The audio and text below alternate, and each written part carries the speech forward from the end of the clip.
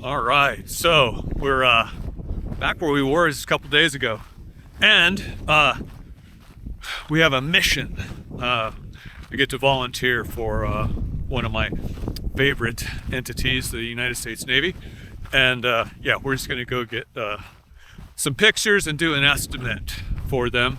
And we're doing it voluntarily, which means I get to do it however I want. It's one of the greatest things about volunteering. You know, the immediate downside is there's no financial gain, but the upside's pretty good too, in that there's no safety meeting, there's no forms to sign, there's no teammates to drag along. It's just, you know, go, which is fun. Anyways, it'll be a nice day. And there's a thing down there that I definitely want to put on camera. It's part of the big Quonset hut segment that I'm working on, and I know people are just dying for. So this one's actually a cool one. It's a machine gun nest, and there's not a lot of them that we found out here. This is one of them, and it's in a cool spot. And I got Numbskull with me today too. The other one's at home napping. Come on, pup! So there's the hill we failed to climb the other day. Looks so doable from here. Just too frozen up there. Pretty though.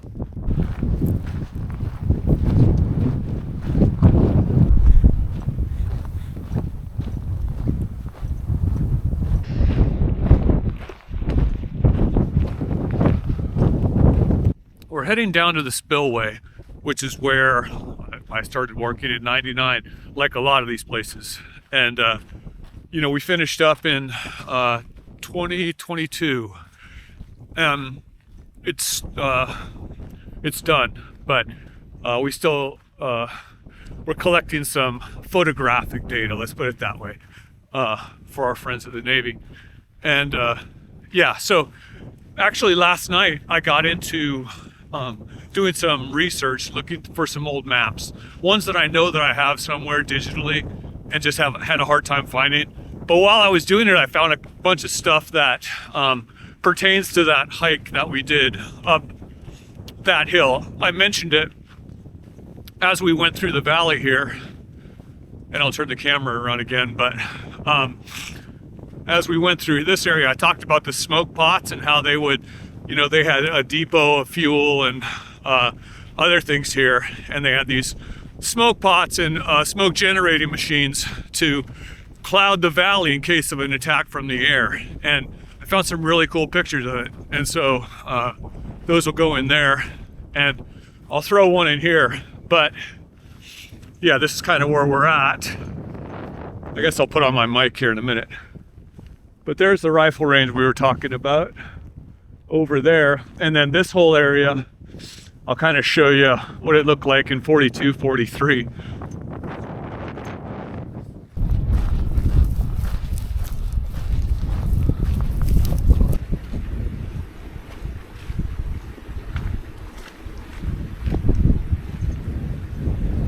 This is a place called VW Creek. The reason it's VW Creek is because there's an old Volkswagen Bug buried over here in the tundra. I just want to show you some of these rocks though. They're so cool.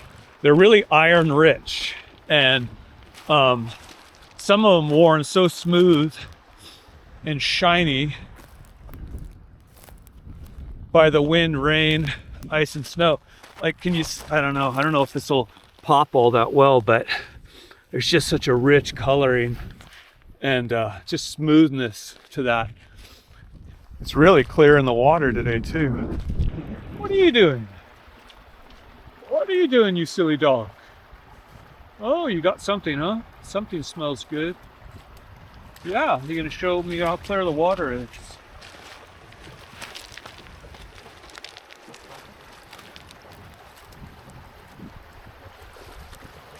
Easy, there's a hole. Come on. So that was the VW, the old Volkswagen Bug used to be right out here.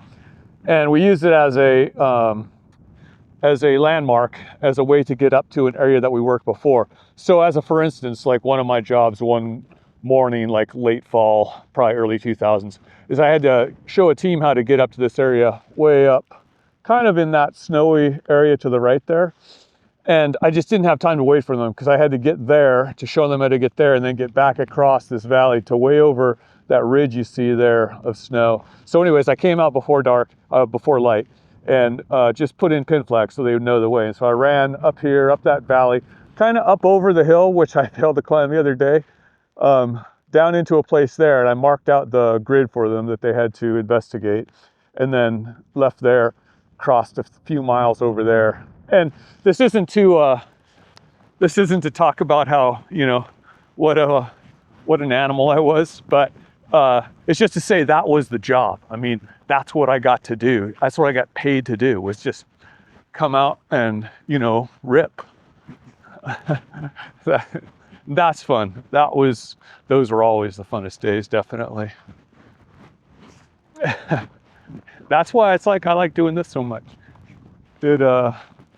It's what I kind of do best. It's what I enjoyed doing for so long. Beautiful little duck pond that there's no ducks on.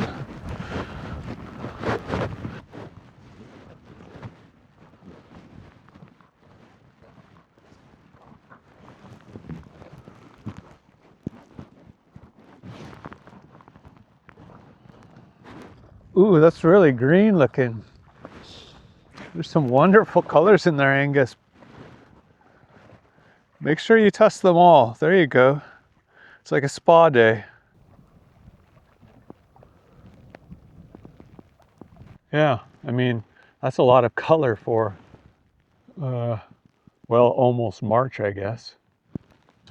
This road has been maintained because, the contractor that's doing the work has maintained it. And the one person that's done the most to maintain it is a guy named Tim. Good guy.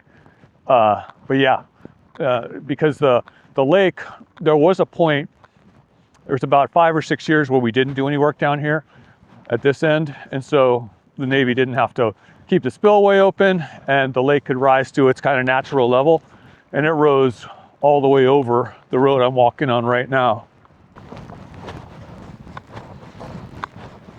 But yeah, this is the spillway right here. There's a nice deep hole right off of here.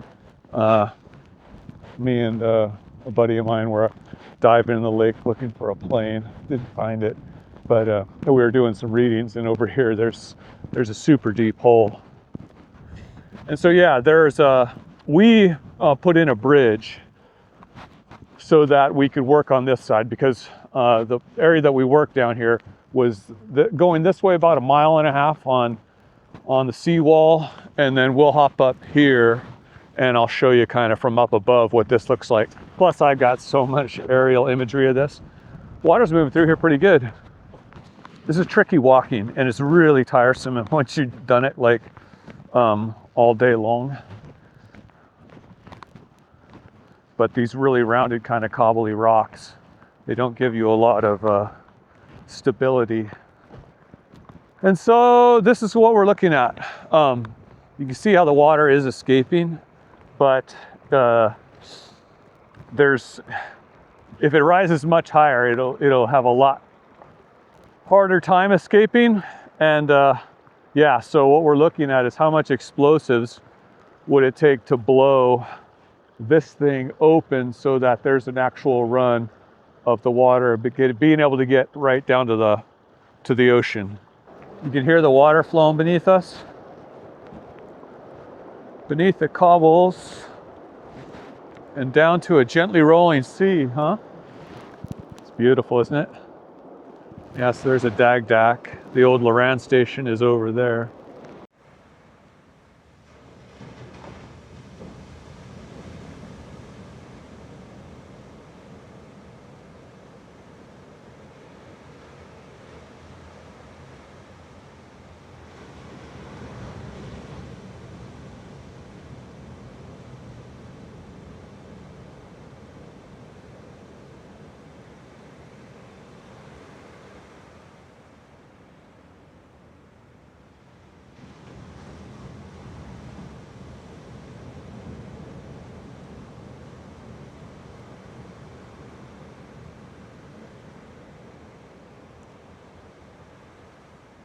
we got some nice photos and videos of the volume of rock that's in that spillway.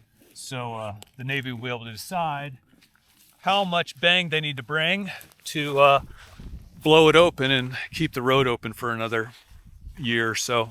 Anyways, while I was doing that, I ran the drone down the beach here, and so I want to go take a look at it. I saw some kind of cool stuff, and just kind of want to see how it's coming back after we haven't been here in 2 years. You know, we dug the heck out of it and put it back together, and let's go see what it looks like. Yeah, so we cut all through here, basically from the water all the way back, kind of up to where you see the grass growing, you know, and like right in here, we just found a bunch of 500-pound bombs, which are really hard to work with.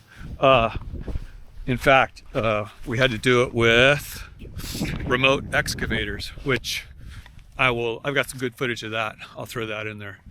Yeah, so the operators would be in a box, Connex down here, and the machines would be down here, and they'd be remotely operated. And this is, I don't know if I'll have enough time to pick my way through these rocks to go down to the end of where we worked. But yeah, we worked on this thing for a long time.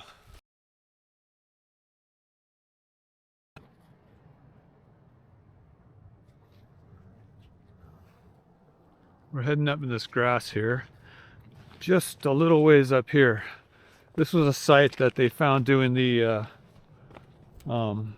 archaeological investigation. And when you say archaeological, they were looking for Anung and Aleut type stuff, but also World War II era, because that stuff's considered of historic value now too. So this is one of the things they marked off as just a special thing, and it's not to be messed with. It's kind of a, place that represents kind of the hardship and the triumph, I guess, that was World War II. But you see how kind of gnarly this going gets. Let's see here. I think I remember the way. And it's easiest to find from the back instead of the front. I think I found it.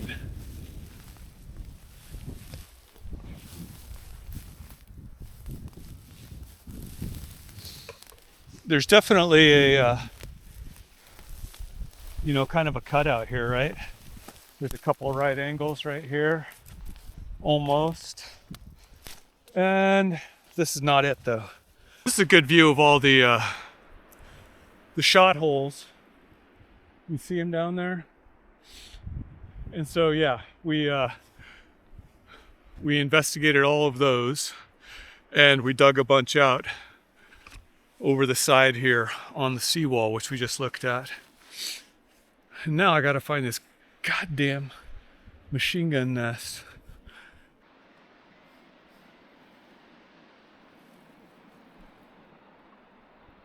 It was a cool work site, you know, until there was a wind blowing off of the Bering Sea. And then it was the same thing as basically working on a fishing boat, crab boat. This is like Deadliest Catch, but actually with bombs. So like really Deadliest Catch. I've been bopping around the hillside for 30 minutes like an idiot, and like almost about to give up and be like, well, I'm only 0 for 4 in these things. But look, it's not like it was easy to see. So it's just a T-shaped culvert, and so it runs kind of down there, and then it angles out towards the ocean. We'll go look over there. It wasn't built for comfort, you know. It was built to be quite hidden and to kind of keep the wind off of you as you manned a machine gun, which, man, that would have sucked. But yeah, so it came over here. This part's kind of caved in a little bit. That's why it was hard to find. But yeah, it runs down, and that one's caved in too over there.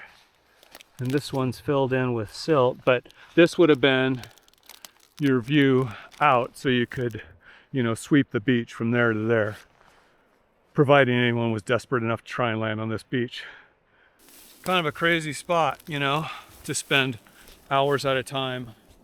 They had it built up pretty good though. So, I mean, you could get out of the weather and be cold outside of the wind. But yeah, it's kind of a cool spot. Really hard to find, as I just demonstrated. There's my boy. It's fun. All right, so I like what we did here. People back home like it. And now we'll take this back, send it off, and it'll be some use to somebody, which is nice, right? I think that's kind of part of it. Is just the other part of volunteering is that you do have kind of a mission. I'm mission oriented, purpose oriented, I guess, which makes me like everybody else. But I don't know. This one I've worked on. I got paid to do it for 25 years, and I don't know. I take some pride in it, you know. So it'd be kind of cool to go back and look at these, and for those guys to do a really good job blowing the spillway so that they only have to do it once, and then maybe hopefully be done with it forever. All right, we're gonna head back, and I'm sure I'll find some other shit to bullshit about. It's nice down there, isn't it?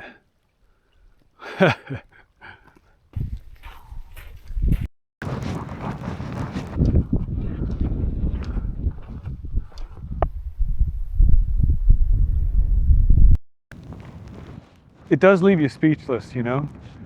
You stand here and you look out at kind of the darkening sky over the ridge there, you know?